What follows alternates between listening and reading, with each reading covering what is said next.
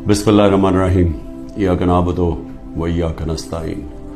मेरे पाकिस्तानियों, आज IMF के डेलीगेशन से मैंने मीटिंग की और मेरी टीम ने, और इस मीटिंग का मकसद जिस तरह सबको अंदाजा होगा, वो मीटिंग का मकसद ये था कि IMF एक 9 महीने के लिए एक प्रोग्राम लेके आ रहा है जिसको स्टैंड बाय एग्रीमेंट कहते हैं। ये क्यों लेके आ रहा है?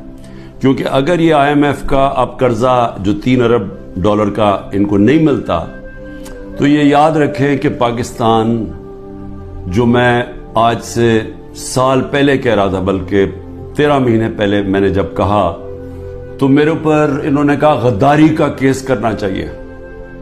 सारा शोर मच गया कि इमरान खान मुल्क के अंदर एक वो फिजा बना रहा है जिससे मुल्क की मैशत को नुकसान होगा। मैं ये कह